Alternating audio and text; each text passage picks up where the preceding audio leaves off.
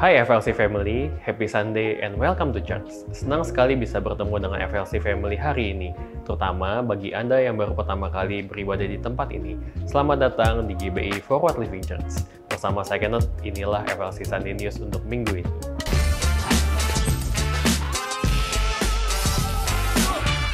Jika FLC Family membutuhkan dukungan doa, tim FLC Prayer dengan senang hati akan membantu dan mendukung Anda melalui doa. Atau Anda dapat mengisi form doa yang tersedia di area Home Lounge. FLC Sunday Service setiap minggunya dapat FLC Family lihat kembali di YouTube channel Forward Living Church. Untuk mendapatkan informasi tentang kegiatan dan pelayanan gereja, FLC Family dapat mengunjungi Home Lounge atau menghubungi WhatsApp FLC Office di 0816 633 633. Anda juga dapat terhubung melalui Instagram FLC. Saat ini kita mau bersama-sama merayakan FLC Family yang berulang tahun dan juga merayakan ulang tahun pernikahan di sepanjang minggu ini.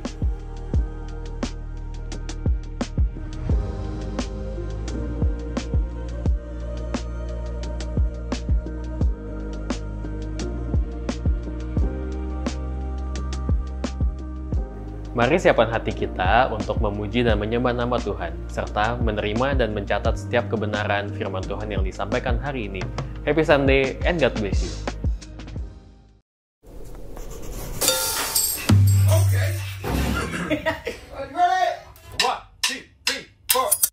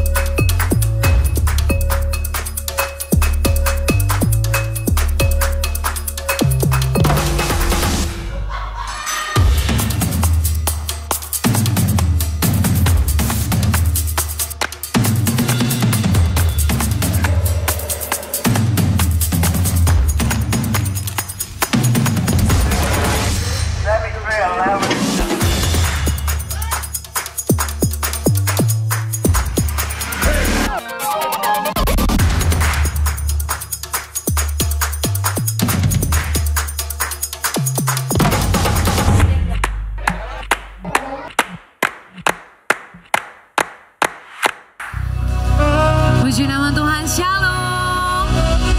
Selamat sore Forward Living Church. Luar biasa.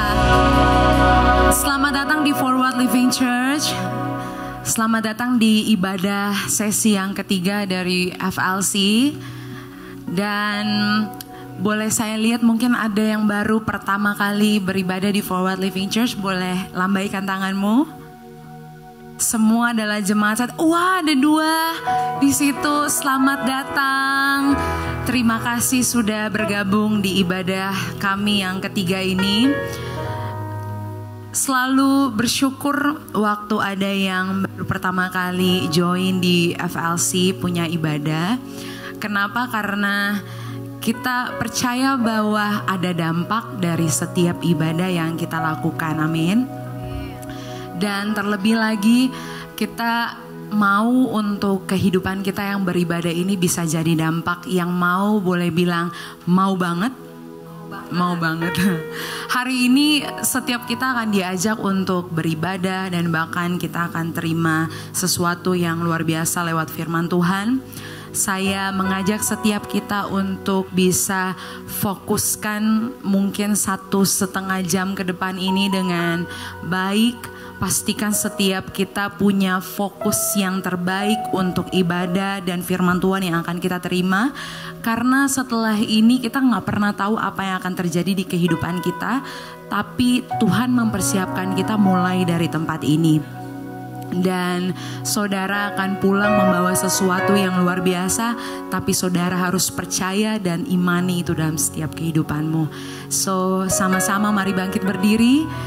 Kita bersatu di dalam doa membuka ibadah kita pada sore hari ini. Bapa yang baik, Allah yang luar biasa dalam setiap kehidupan kami. Tiada hentinya kami mengatakan syukur, syukur dan terima kasih karena kebaikan rahmat-Mu yang selalu baru dalam setiap kehidupan kami. Ya Tuhan, izinkan kami merasakan kasih-Mu lebih lagi dalam kehidupan kami. Kasih yang mengalahkan takut, kasih yang mengalahkan amarah, kasih yang mengalahkan dosa. Kami percaya Tuhan, waktu Engkau menghantarkan kami di tempat ini, tujuan-Mu nyata di setiap kehidupan kami. Roh Kudus yang manis, Roh Kudus yang lembut, Engkau sudah hadir mendahului setiap kami di tempat ini. Dan kami percaya Engkau menghampiri pribadi demi pribadi di tempat ini Tuhan. Masing-masing kami tidak mau pulang dengan sia-sia, tapi kami mau pulang membawa sesuatu yang luar biasa di dalam Engkau Tuhan. Bangkitkan jiwa kami, bangkitkan roh kami Tuhan untuk memuji dan menyembah Engkau. Dan biarlah nama-Mu dimuliakan. Kami kembalikan setiap kemuliaan, keagungan, kejayaan, kekaguman kami hanya untuk Engkau, pusat penyembahan kami, Allah yang hidup. Di dalam nama Tuhan Yesus yang siap memuji Tuhan, boleh katakan amin. Boleh tengok kanan kiri, bilang shalom.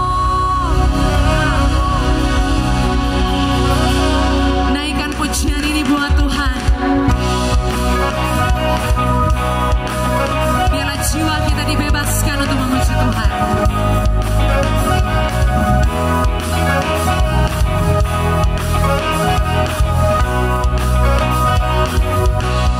Betapa besar kuasa-Mu, nyatalah karya kasih-Mu. Ku melihat Kau sertaku, Kau tak ikat dari janji-Mu, penolong pembela hidupku.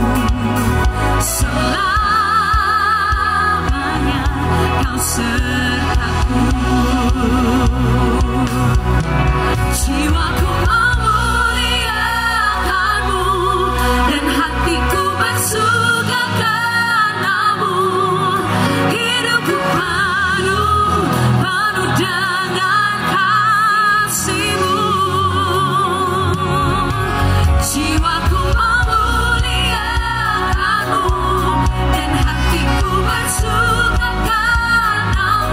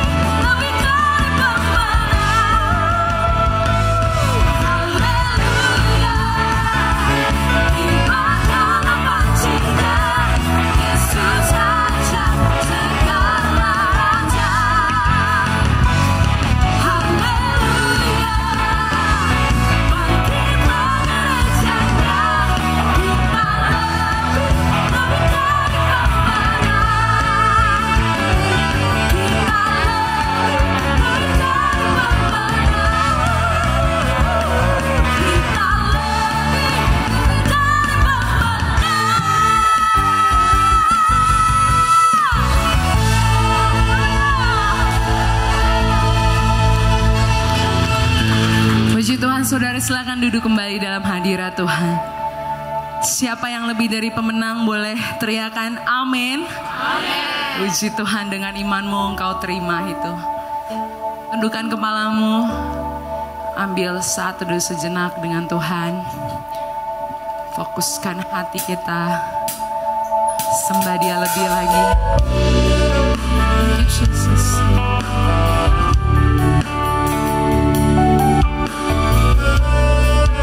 Biar pujian ini menjadi pengakuan hati kami, Tuhan. Thank you, Jesus.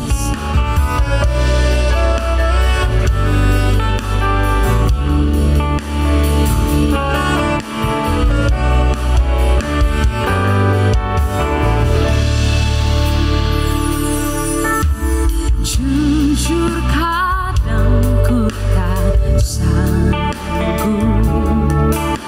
menghadapi semua bebanku, menantikan jawaban, menolak untuk menyerah. Ku tahu Kau Tuhan yang sanggup menolong dalam sesaku. Namun meskipun Kau belum, ku kan tetap menyembahmu. Ku kan bernyanyi sampai jiwaku percaya, dan sampai hatiku mendengar lagu pengharapan.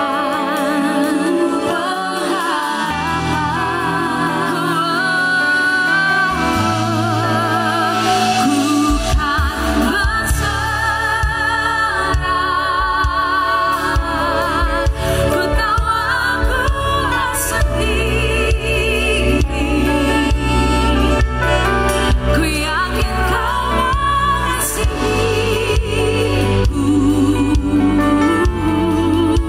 bahkan di dalam apiku. Ku kan menyembahmu.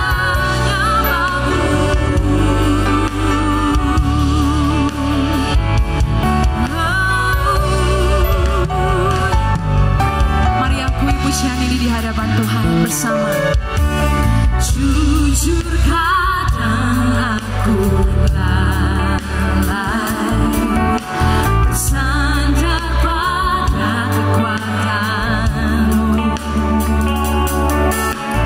Di dalam kelemahanku, sempurnalah kuasa-Mu. Imanku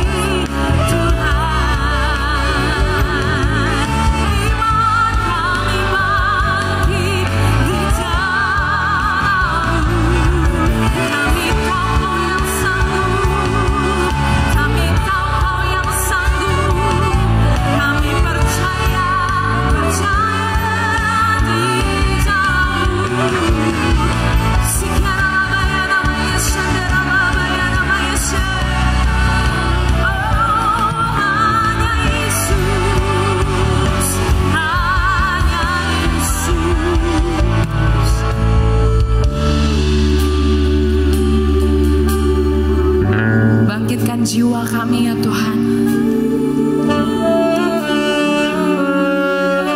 Bangkitkan roh kami Tuhan. Iman-Mu semakin menyala-nyala di dalam setiap kami Tuhan. Kami mau deklarasikan doa kami di hadapan Engkau Tuhan. We cry out to you, oh God. Thank you, Jesus.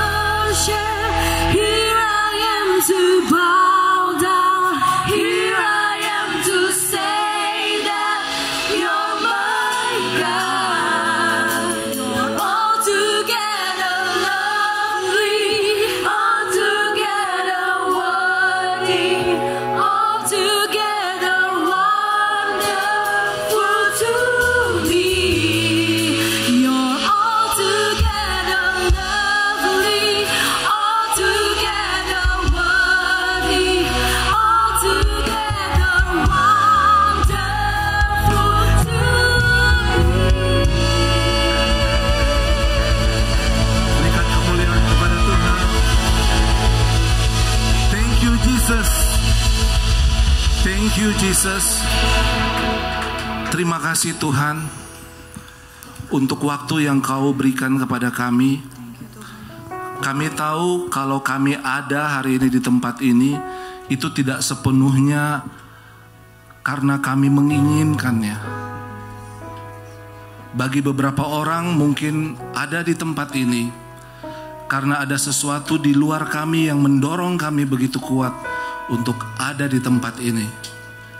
Kami percaya Bapa, Engkau hadir bersama-sama dengan kami di tempat ini. Roh-Mu menguasai kami sepenuhnya di tempat ini. Kami berdoa ya Bapa, lebih dari apapun yang sanggup diperkatakan dalam pemberitaan firman hari ini, lebih dari apapun juga yang sanggup kami pahami dari pemberitaan firman hari ini, kami minta Tuhan, kuasai hidup kami. Ambil alih kehidupan kami Tuhan. Segenap tubuh, jiwa, dan roh kami dikuasai sempurna oleh Engkau ya Roh Kudus. Bukan hikmat manusia, bukan pengetahuan manusia, bukan apa yang kami tahu dari pengalaman-pengalaman hidup kami, tapi biar isi hati-Mu ya Bapa yang Kau sampaikan kepada kami pagi hari ini, supaya hidup kami yang berharga di mata-Mu tidak sia-sia Tuhan, supaya kematian-Mu di kayu salib, kuasanya bisa kami nikmati, bisa kami miliki di sepanjang kehidupan kami. Di dalam nama Tuhan Yesus, kami siap mendengar firman-Mu, firman-Mu yang adalah Engkau sendiri. Haleluya. Amin. Silakan duduk Bapak Ibu Saudara-saudari. Shalom. Shalom. Puji Tuhan, hari ini kita bisa ketemu kembali. Saya dihubungi oleh Pastor Jos itu hari Rabu. Hari Rabu saya lagi di perjalanan. Pastor Jos telepon.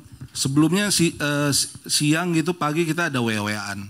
Ada WA tentang ada yang mau konsultasi kira-kira gitu. Konsultasi hukum. Mungkin bagi Bapak Ibu yang belum kenal, perkenalkan, nama saya Ronald Panjaitan. Saya bukan seorang pendeta, bukan. Ya. Tapi saya sudah lama bertobat dari dikotomi antara pelayanan, pendeta, itu tidak perlu ada dikotomi itu. Karena apapun juga yang kita kerjakan, itulah pelayanan kita. Apapun juga yang kita perbuat, sepanjang kita melakukannya, kita mengerjakannya seperti untuk Tuhan, bukan seperti untuk manusia, maka kita sedang melayani Tuhan. Jadi tidak perlu ada dikotomi pelayanan atau non pelayanan, itu nggak perlu. Itu dulu banget ada yang begitu. Sekarang apapun pekerjaan kita di marketplace atau dimanapun, sepanjang kita melakukannya seperti untuk Tuhan dan bukan untuk manusia, maka kita sedang melayani Tuhan. Sama sebaliknya, kalau kita ada di gereja, kita melakukan sesuatu, tapi tidak seperti untuk Tuhan, maka itu hanya status aja pelayanan. Jadi beliau hubungi saya, minta, bro, ini di luar yang tadi pagi saya sampaikan, ada yang mau konsultasi. Minggu ini ada di Jakarta nggak? Saya bilang ada bro. Oh ya udah, kalau gitu bisa gantiin ya ibadah pertama, gitu. Jadi mungkin supaya Bapak Ibu tahu, saya ada di tempat ini, melayani Tuhan di tempat ini bukan sesuatu yang saya expect, bukan sesuatu yang saya mau. Gitu. Jadi sampai waktu beberapa bulan yang lalu, Pastor Jos minta saya untuk melayani di mimbar bukan karena kita tidak bisa melayani kita berdosa juga ya. Setiap kita kan dimiliki punya karunia masing-masing kan. Nah, tapi ketika kita menerima panggilan ini itu adalah saat kita sedang tidak berpikir untuk mengerjakan panggilan ini, mengerjakan karunia yang Tuhan berikan kepada kita lewat pelayanan mimbar. Tapi Pastor Jos bilang justru di situ saya mendapat keyakinan bahwa Tuhan mau pakai brother untuk menyampaikan firman Tuhan. Saya bilang oke, kalau Pastor Jos sudah ngomong begitu ya berarti kita harus mengamini ya, kita percaya bahwa Tuhan berbicara kepada Pastor Jos. Nah akhirnya saya, ini mungkin kesempatan ketiga kalau nggak salah, saya bicara di FLC. Jadi beliau minta menggantikan karena beliau ada pelayanan di Surabaya. Gitu. Tadi pagi juga beliau WA saya untuk berdoa ya kan supaya pesan beliau terjadi pertobatan. Wow, luar biasa. Siap bertobat? Pastor Jos yang bilang loh, bukan saya. Ada buktinya loh. Hari ini kita mau belajar satu kebenaran firman Tuhan. Saya kasih judulnya lewat laut. Kita akan belajar bagaimana kekuatan dari salib. Bagaimana kekuatan dari pusat kemenangan dalam iman Kristen itu di satu sisi diyakini sebagai satu kekuatan, tetapi di sisi lain bagi orang-orang tertentu itu dianggap sebagai sesuatu yang nggak logis, nggak masuk akal, berlebihan, ya kan, penuh ilusi. Kita mau lihat sama-sama baca dari 1 Korintus 1 ayat 18. Kita baca sama-sama 1 Korintus 1 ayat 18. Sebab pemberitaan tentang salib memang adalah kebodohan bagi mereka yang akan binasa, tapi bagi kita yang diselamatkan, pemberitaan itu adalah kekuatan Allah. Khotbah saya beberapa minggu yang lalu, saya katakan begini. Puncak dari iman kekristenan itu adalah saat Yesus mati, bangkit dan naik ke surga. Oke? Sekali lagi saya bilang, puncak dari iman kekristenan adalah saat Yesus mati, bangkit dan naik ke surga. Karena itu adalah puncak iman kita, pusat iman kita, maka itu jugalah yang tahun ke tahun selalu menjadi bahan perdebatan. Tahun ke tahun selalu menjadi bahan kontroversi. Orang mengatakan, masa iya Tuhan mati? Apa iya? Banyak teori-teori yang mengatakan seperti itu kan. Tidak susah bagi kita kalau kita mau mencari di YouTube. Ada yang mengatakan, yang mati itu bukan Yesus. Ya kan? Tapi ada begitu banyak laporan-laporan forensik modern, ya, kriminal forensik modern yang mencoba untuk melakukan penelitian based on kejadian kematian Yesus di kayu salib. Dan itu real, saudara. Sesuatu yang dapat dibuktikan secara ilmiah. Dan sebagai orang Kristen, itulah pusat iman kita. Yesus mati di kayu salib untuk menebus semua dosa kita. Dan itu berlaku saat itu dan selamanya. Dan bukan itu saja. Yang paling spektakuler dari itu adalah dia mati tapi dia bangkit. Itulah yang membedakan bahwa dia dalam tubuhnya sebagai manusia, dia sedang melaksanakan tugas sebagaimana maksud penebusan rencana penyelamatan yang Tuhan maksudkan, yang Bapa maksudkan. Makanya begitu dia mati di kayu salib, kata yang terakhir dia sebutkan adalah sudah selesai. Dalam terjemahan aslinya itu disebut tugas sudah selesai dilaksanakan. Ada kata-kata tugas di situ.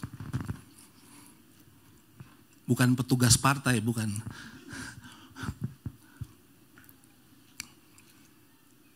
Dan itulah pusat iman kita. Nah, hari ini dalam dunia kekristenan modern, peristiwa itu disimbolkan dalam bentuk salib. Ya kan, kalau kita nonton film-film katanya ada yang pegang salib ditakut begini, orang kerasukan setan, ya kan, salib. Padahal sebenarnya bukan gambaran simbol salib itu, tetapi kuasa di balik peristiwa kematian, kebangkitan dan kenaikan Yesus yang dilambangkan, dipersonifikasikan dalam bentuk salib, itulah yang punya kuasa sepanjang kita meyakininya. Sepanjang kita menerimanya. Alkitab mengatakan barang siapa yang menerimanya diberikan kuasa untuk menjadi anak-anak Tuhan. Salib itu sesuatu yang tidak masuk akal bagi orang yang tidak percaya. Sesuatu yang kenapa salib gitu loh.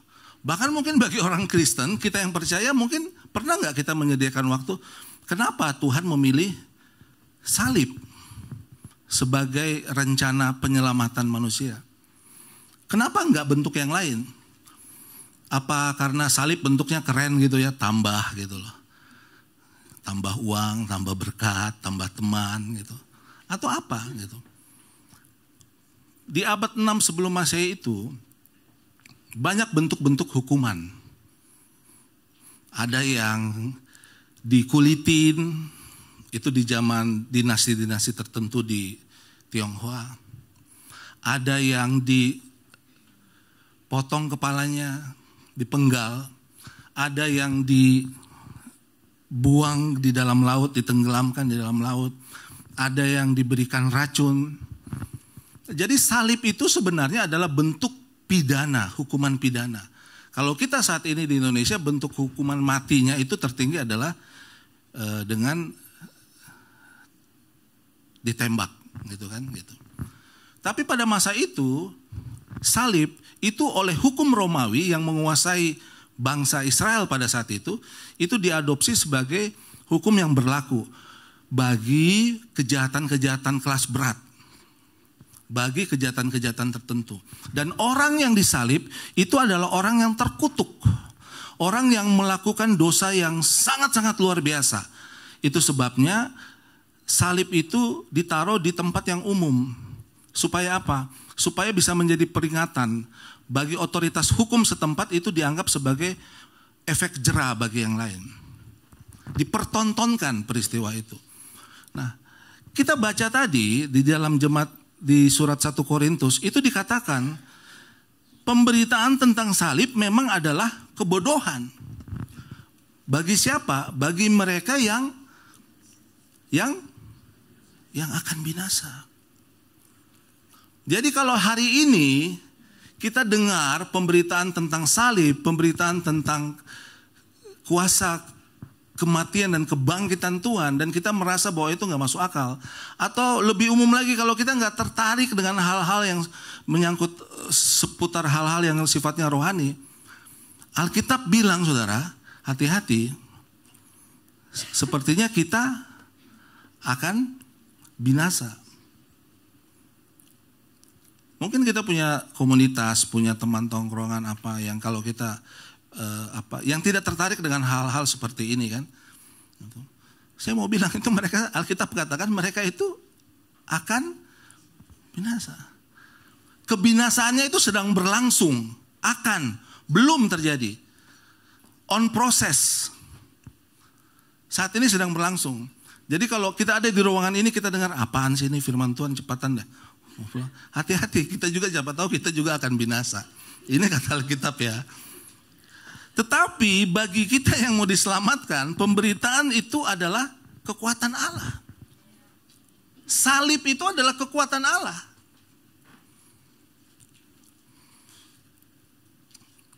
Karena di situ ada kuasa. Maut dikalahkan, maut dipermalukan, dan yang paling penting, kita yang telah kehilangan kemuliaan Tuhan, jatuh dalam dosa, oleh karena peristiwa sekali untuk selamanya itu, kita diselamatkan. Menjalaninya tidak semudah apa yang baru kita dengar tadi, apa yang baru saya ucapkan. Itulah kita dipanggil untuk hari ini mengerjakan keselamatan kita dengan takut dan gentar. Bodoh itu dalam bahasa aslinya, bahasa Yunani, itu ditulis dengan kata moria. Bodoh di situ bukan sekedar bodoh, tetapi tidak layak dihormati. Bahkan dianggap sebagai skandal bagi akal pikiran orang Yunani. Kita paham ya, banyak filsuf-filsuf berasal dari bangsa Yunani. Ya kan? Jadi bagi mereka diskursus, cerita-cerita, argumentasi tentang salib itu sesuatu yang bodoh, yang tidak layak dihormati. Tidak masuk di akal gitu loh. Gimana mungkin dengan salib seluruh dunia ini diselamatkan? Sebenarnya Tuhan Bapa bukan memilih salib, tetapi Bapa menggunakan sistem hukum yang berlaku saat itu. Ya kan? Dia mengizinkan untuk sistem itu yang dipakai bagi rencana keselamatan manusia. Nah, salib itu kan ditanam karena ada pengertian dosa orang yang berdosa, ya, itu tidak boleh menetes dalam hukum Yahudi, itu tidak boleh, haram. Darah orang yang berdosa itu haram ketika menetes di tanah. Itu bisa mengharamkan, bisa mengutuk tanah itu. Nah, jadi salib itu dipakai supaya tubuh orang yang dihukum itu tidak menyentuh secara langsung ke tanah. Jadi dia ditanam dengan kayu salib itu sehingga tubuhnya tidak langsung bersentuhan dengan tanah, karena itu dianggap bisa membuat tanah itu menjadi terkutuk. Nah, itu hal yang dianggap bodoh bagi jemaat di Korintus. Tetapi kekuatan itu dalam bahasa aslinya disebut dinamis. Itu kekuatan itu, pemberitaan salib itu adalah kekuatan bagi orang-orang yang akan diselamatkan. Karena di dalam pemberitaan tentang salib itulah kuasa Tuhan itu dipertontonkan melewati batas-batas rasionalitas manusia.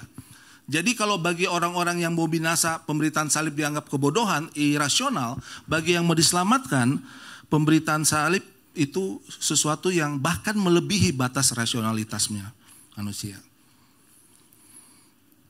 Kita kasih konteks dulu ya, jemaat Korintus. Nanti bisa pulang ke rumah, bisa di search di Wikipedia juga ada. Itu bagaimana sih kota Korintus? Kota Korintus itu letaknya ada di Yunani hari ini. Itu termasuk salah satu kota kuno. Pada masanya dia dijuluki sebagai pusat seksual. Jadi kehidupan di sana itu sangat-sangat maju.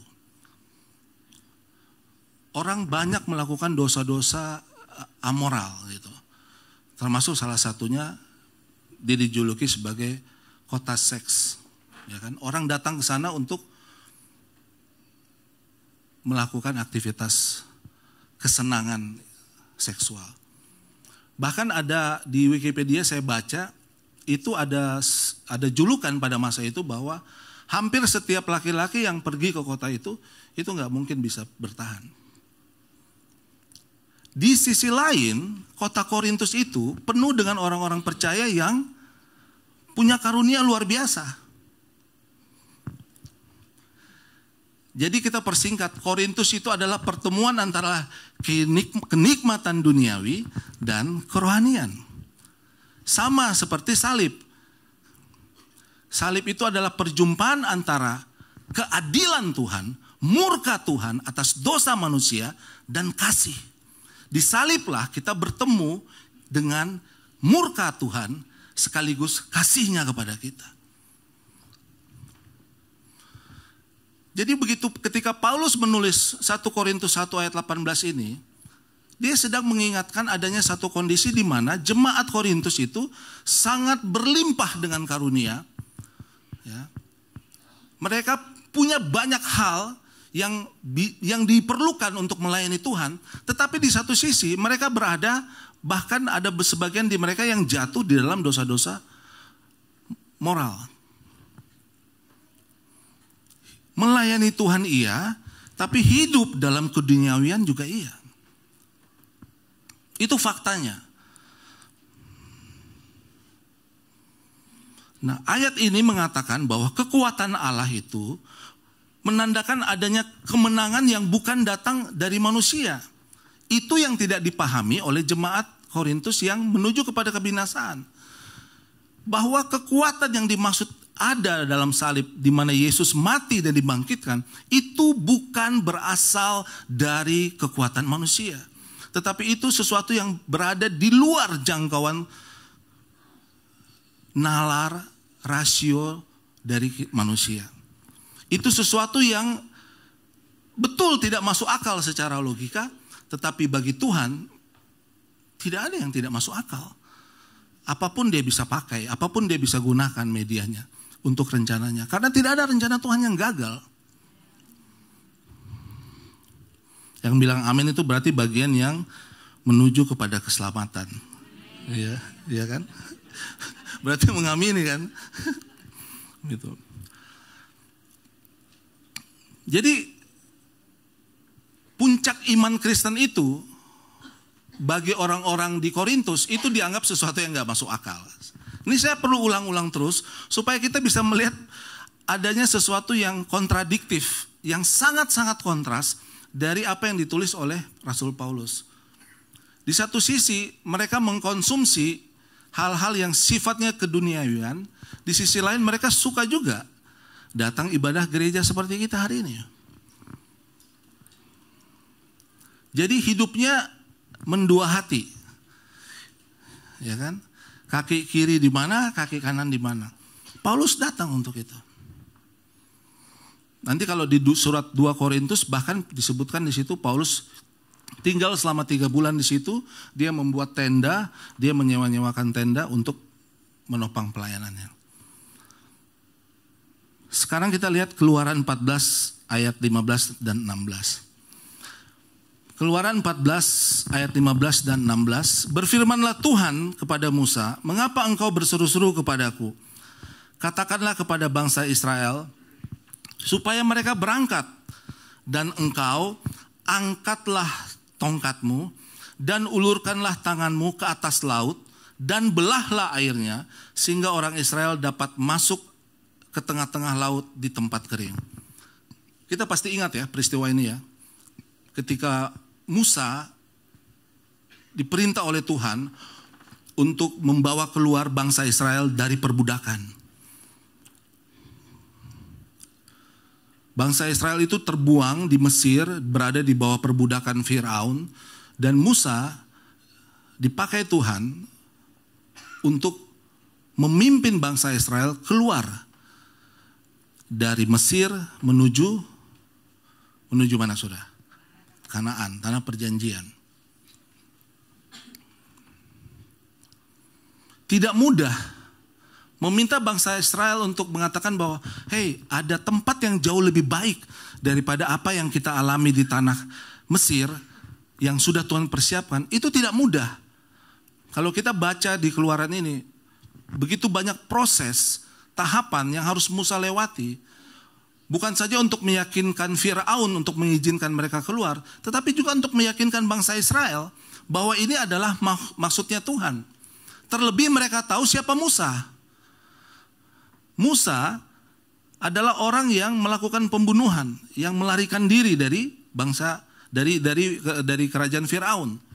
Dan tiba-tiba dia kembali setelah sekian lama dan berbicara sesuatu yang rohani.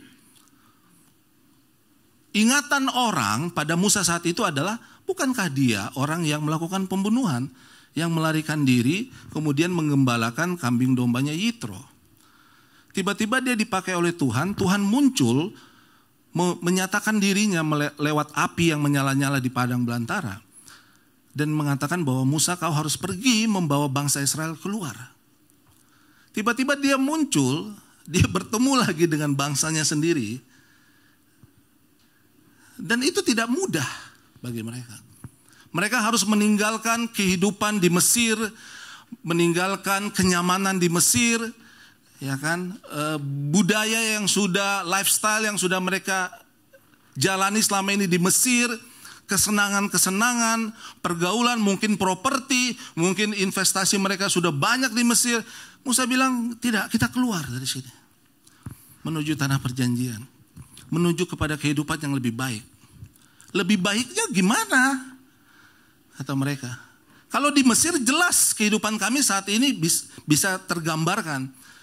Di tanah Kanaan itu kan baru perkataan Musa. Mereka belum mengalami. Enggak logis bagi mereka. Dan itu Musa bergumul untuk membawa mereka keluar. Lalu sampailah ketika Tuhan lewat mujizat 10 tulah meyakinkan, akhirnya Firaun mengizinkan mereka untuk keluar. Sampai di peristiwa di ayat 15 dan 16.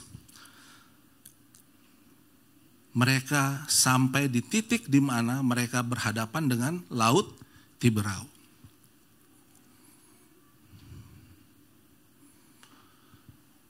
Saat mereka melihat ke belakang, pasukan Firaun mengejar mereka. Mereka lihat ke depan, Laut Tiberau. Disitulah puncak, kalau kita baca di ayat sebelumnya, mereka bersungut-sungut kepada Musa. Ini yang kamu bilang kehidupan lebih baik? Kan kita udah bilang lebih bagus kita di Mesir aja. Kita bisa tetap makan makanan Mesir, menikmati buah-buahnya Mesir, kita bisa menikmati semua kenyamanan di Mesir, tidak perlu berurusan dengan pasukan Mesir yang mengejar kita, yang sebentar lagi mungkin kita akan mati di sini. Mereka bersungut-sungut, mereka marah.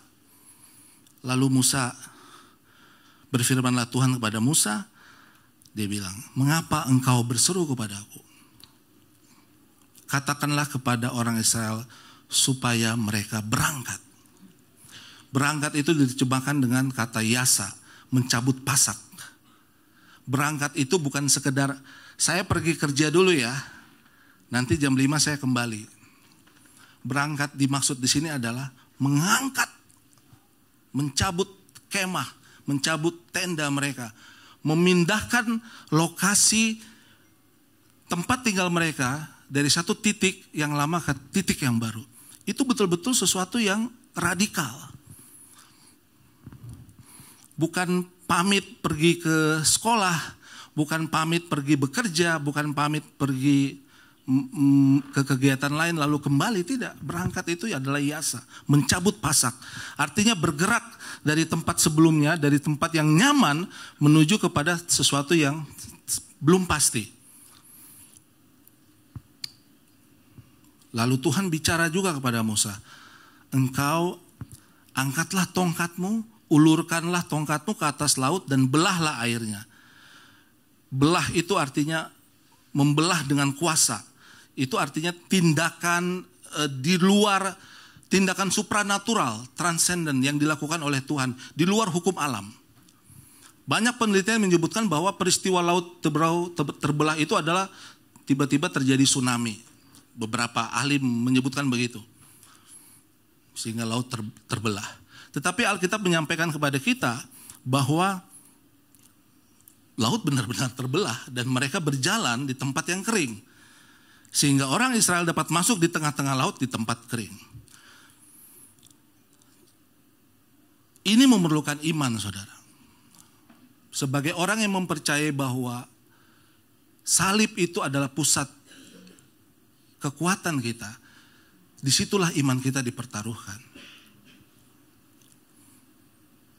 Iman itu membuat kita harus tetap berjalan, bukan lari dari kenyataan. Tetap melangkah walaupun kita tidak tahu apa yang ada di depan. Kekristenan itu tidak menuntut kita pintar, tidak menuntut kita banyak tahu. Tuhan gak perlu kita banyak tahu. Tuhan hanya minta kita taat. Dan ini yang sulit. Membuat kita taat. Karena kita cenderung punya hitung-hitungannya sendiri. Nanti di tanah Kanaan gimana? Harga tanahnya di sana berapa ya? Rumahnya udah ada belum? Developernya siapa? Bisa nggak kita hubungin dulu? Anak-anak sekolahnya gimana?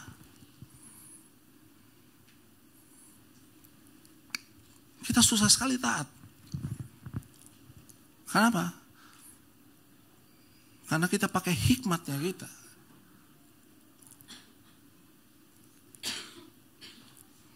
Dan Alkitab bilang, hikmat itu yang kita anggap hikmat itu kebodohan.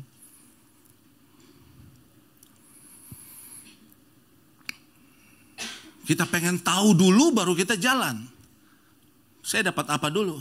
Saya dibayar berapa dulu nih melakukan ini? Iya kan? Beritakan melayani Tuhan, persembahan kasihnya berapa?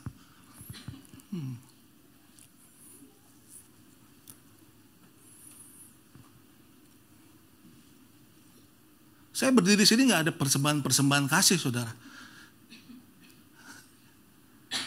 Inilah justru saya mempersembahkan ini sebagai kasih kepada saudara.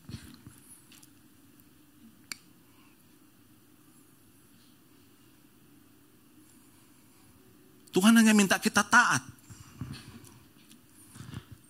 Ketika mereka berhadapan dengan Laut Tiberau, mereka bersungut-sungut. Itu gambaran sama seperti kita. Karena iman seseorang itu baru kelihatan di saat apa? Di saat mereka ada masalah. Tapi Tuhan bilang apa? Ngapain bersungut-sungut? Ngapain kamu berkeluh kesah? Ngapain lagi berdoa? Itu ada kata berdoa juga di situ. Terjemahan bahasa aslinya. Sekarang bergerak, jalan. Tapi kemana Tuhan? Di belakang Firaun, di depan Laut Tiberau. Masuk, bergerak, jalan. Ya kemana? Ke situ, ke tengah danau, ke tengah laut itu. Masalah kita, jalan keluarnya di mana? Di tengah-tengah masalah itu. Di tengah situasi yang kita anggap sebagai masalah, itu jalan keluarnya. Yang kita perlukan apa? Percaya, taat. Gak masuk akal. Terus kamu mau kemana? Kamu mau lari? Kamu mau menghindari hidupmu? Berapa lama lagi begitu?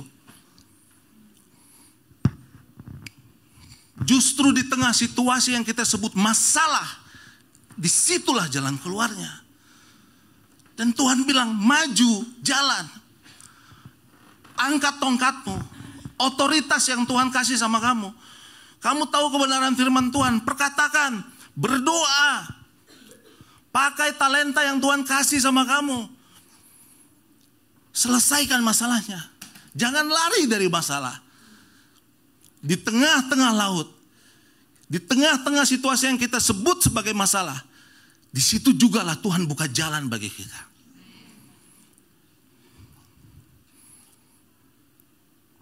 Kita maunya gimana sih? Maunya dengan cara kita? Maunya dengan sesuatu yang masuk akal bagi kita? Enggak. Enggak gitu cara kerjanya. Enggak gitu aturan mainnya. Bahkan Yesus katakan di Taman Getsemani, lalukanlah cawan ini daripadaku. Tapi bukan kehendakku lah yang jadi, tapi kehendakmu lah yang jadi. Yesus saja menunjukkan ketaatan total seperti itu. Siapa kita? Kita menganggap mungkin hidup kita baik-baik aja. Tetapi ketika firman Tuhan diberitakan, itu bukan lagi menjadi sesuatu yang menyukakan bagi kita, menarik bagi kita. Kita mau duduk diam, belajar dengar itu. Hati-hati saudara. Stagnasi itu, stagnan, ya, itu sama dengan kemunduran. Betul? Mungkin kita tidak melakukan apa, kita stagnan aja. Tetapi orang-orang yang di belakang kita, mereka jalan, tapi kita diam di tempat, benar gak? Akhirnya dari posisi orang yang sudah melewati kita itu, kita tertinggal, benar? Karena kita banyak pertimbangan, sama seperti bangsa Israel. Maju, masuk, masalahnya di situ. Angkat tongkatmu, pakai doa, sembah Tuhan, paksa dirimu keluar dari ketidaknyamanan itu. Oh enggak, kami mau bawangnya Mesir, apelnya Mesir, jeruk di Mesir, semua sayur-sayuran Mesir. Kau bikin kami masalah aja Musa.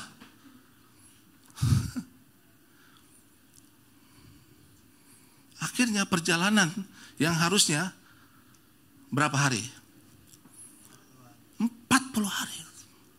Menjadi 40 tahun. Sama nggak dengan kita? Sama.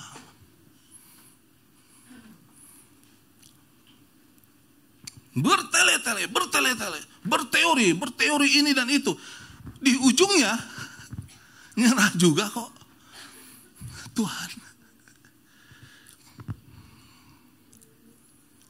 Darwin dengan teorinya evolusi ngomong apa, di ujungnya begitu mau mati, percaya Tuhan juga.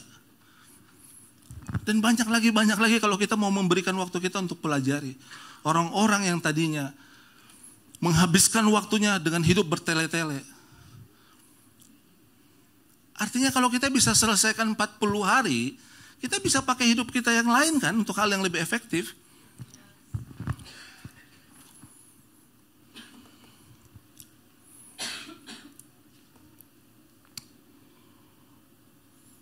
Jadi salib itu yang hanya kayu sama juga dipakai oleh Tuhan, dipertontonkan oleh Tuhan lewat Musa. Otoritas, kuasa. Dan kau angkatlah kayu itu, tongkatmu, belahlah laut itu.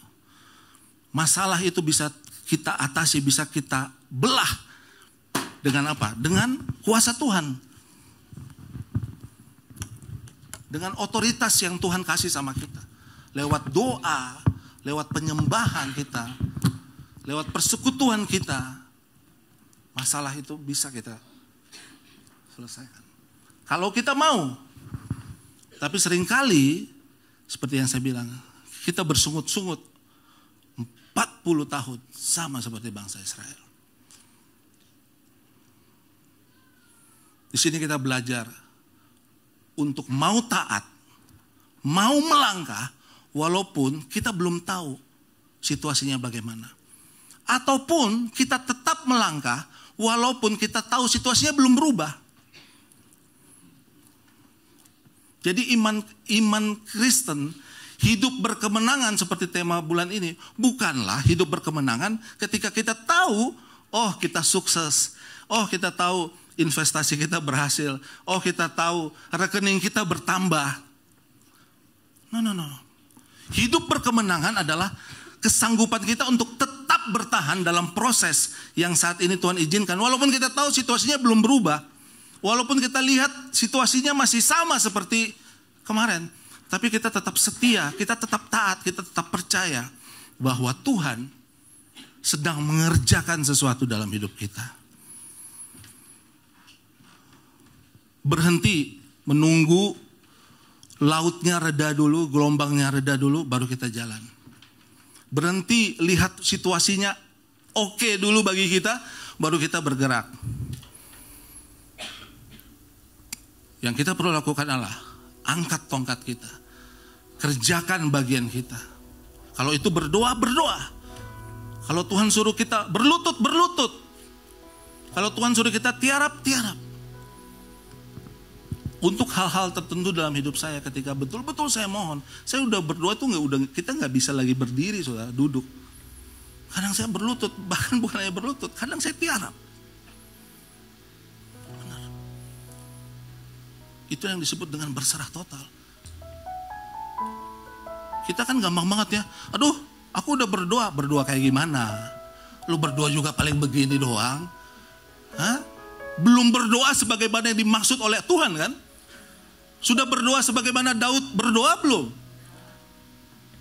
Kalau sudah, terimalah apa yang seperti Daud terima. Kalau belum, nggak usah ngomong deh. Dan kita lakukan juga belum seberapa. Kalau mau jujur, benar nggak? Tapi kita anggap udah kok berdoa. Berdoa makan maksudnya. Yang segala pemerintah, ikan-ikan semua didoakan kan gitu. Jangan terlalu cepat. Belum menghadapi situasi seperti laut Tiberau kan. Depan masalah, belakang masalah, kiri kanan masalah. Saya berdoa supaya Tuhan izinkan masalah-masalah itu terjadi sama kita. Supaya disitulah kita berperkara dengan Tuhan. Tuhan belum selesai dengan hidup kita. Masa sih hidup kita gini-gini aja? Kejadiannya spektakuler. Kematiannya luar biasa. Hidup kita begini aja. Kayaknya gak sebanding gitu dengan figur yang kita sembah. 12 orang murid Yesus. Belum ditambah yang jual Yesus. Belum ditambah yang menyangkal Yesus. Ya enggak? Tapi hari ini kekristenan jumlahnya, populasinya, secara populasi ya angka ya, mayoritas. Oke? Nggak percaya? Browsing aja.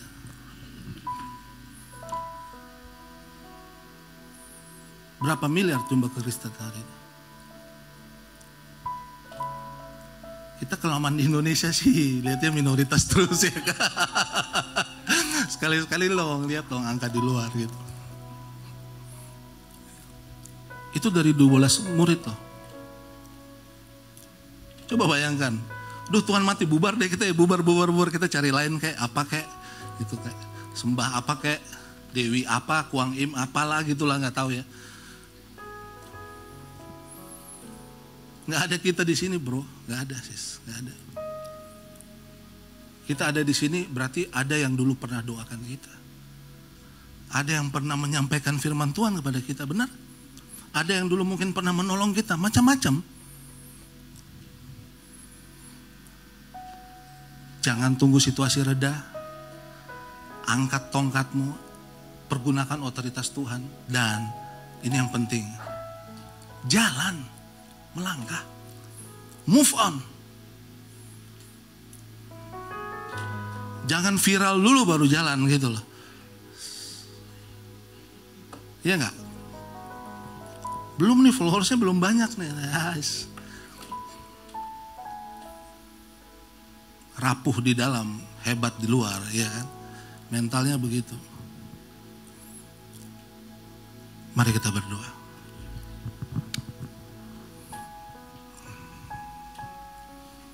Bapa di surga, kami tahu keajaiban-keajaiban dalam hidup kami bukan terjadi setelah laut dalam hidup kami tenang. Tetapi ketika kami mau tetap melangkah, walaupun gelombangnya masih tetap berjalan, walaupun situasinya masih buruk, walaupun kami melihat belum ada progres yang berarti dalam hidup kami tahu keajaiban-Mu Tuhan sedang terjadi. Bukan tentang hasilnya, tetapi ketaatan kami untuk tetap mau kuat bertahan dalam proses yang Tuhan ingin kami hadapi dalam kehidupan kami. Kami tidak mundur dari situasi apapun, kami tidak lari dari situasi apapun, kami tetap mengandalkan Tuhan, percaya bahwa Tuhan akan belah laut dalam kehidupan kami, masalah dalam kehidupan kami. Kemampuan kami untuk bertahan, untuk diam, untuk setia, untuk percaya, itulah sebenarnya mujizat sesungguhnya dalam kehidupan kami. Mempercayai Engkau sepenuhnya bahwa Tuhan tahu apa yang terbaik bagi kami. Berdoa buat setiap hati di tempat ini, Bapa Engkau yang jamah, Roh Kudus Engkau yang berbicara kepada setiap hati di tempat ini, supaya terjadi perubahan paradigma dalam kehidupan kami, supaya kami tahu apa kehendak Tuhan, apa yang baik, apa yang berkenan, apa yang sempurna dalam kehidupan kami. Terima kasih Bapa yang baik. Terima kasih buat waktumu, untuk firman-Mu yang Kau sampaikan kepada kami. Di dalam nama Tuhan Yesus kami berdoa. Haleluya. Amin.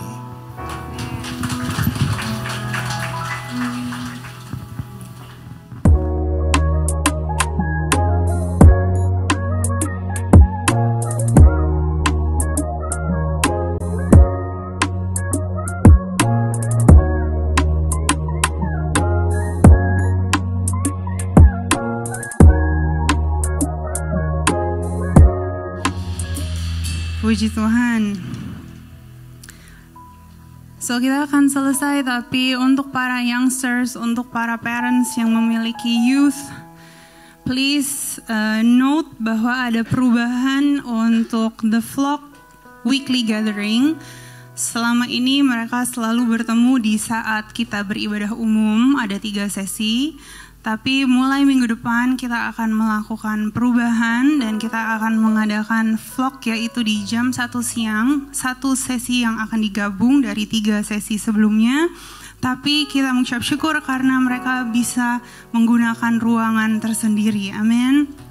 So this is yes, the slogan together is better, dan ada hashtag yang baru which is bersatu di jam 1. Okay. So ini bukan cuman random atau sekedar supaya ada hashtag, tapi there are hearts that are praying every week for our youth that gather their energy, their creativity, their thoughts untuk bisa juga do something very specific for them. So as one family di FLC, biarlah kita terus berdoa supaya the vlog ini setiap minggunya juga anak-anak bisa ada pengalaman pribadi dengan Tuhan. Amin. So it's same as important seperti kita di umum atau di kids, tapi juga untuk di the vlog mereka harus mengalami dan bertumbuh juga di dalam Kristus. Amin. So keep praying, dan please para parents jangan lupa minggu depan untuk mungkin kalau biasa beribadah pagi, mungkin you have to change a little bit your Sunday routine, tapi kita percaya itu semua akan mendatangkan kebaikan. Sister dengan kerendahan hati sangat apresiasi dan meminta semua parents untuk please, ayo bring your kids, bring your youth, dan untuk semua parents atau untuk semua youth yang terlibat, jangan lupa juga untuk terus mengundang teman-teman.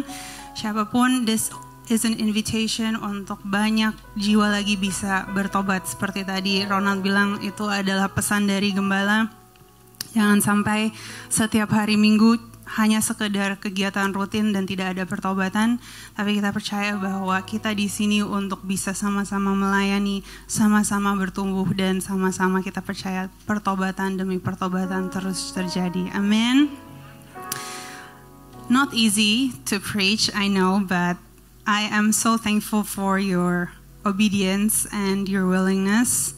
Jadi sebenarnya seperti tadi juga Brother Ronald udah share, baru dihubungi sebenarnya hari Rabu karena sejujurnya we had a setback in our speaker scheduling. Tapi kita percaya nggak ada yang kebetulan. So thank you brother for sharing the word today, this morning. Dan FLC family, as you go home, dan kalau nanti bertemu juga dengan Brother Ronald, you can say happy belated birthday, because kita percaya this was like the birthday message, right? In your birthday week. Jadi a bit funny that actually when Pastor Josh called you, it was right on the way to your birthday dinner, right? Right on your birthday. Jadi it's a privilege. Biarlah 1 tahun ini menjadi tahun yang lebih baik, selalu dipakai Tuhan lebih luar biasa dan menjadi berkat tentunya buat keluarga tapi juga buat kita semua. So we are thankful for both of you. Thank you Brother Ronald, Sister Jane. So FLC family, boleh dong berikan apresiasi lagi for them sharing this morning. Dan tentunya juga salam hangat dari Pastor Josh untuk Bapak Ibu semuanya. Pastor Josh lagi melayani dari kemarin, sudah 8 ya. In total sampai nanti malam akan ada 8 sesi yang Pastor Josh akan melayani di Surabaya.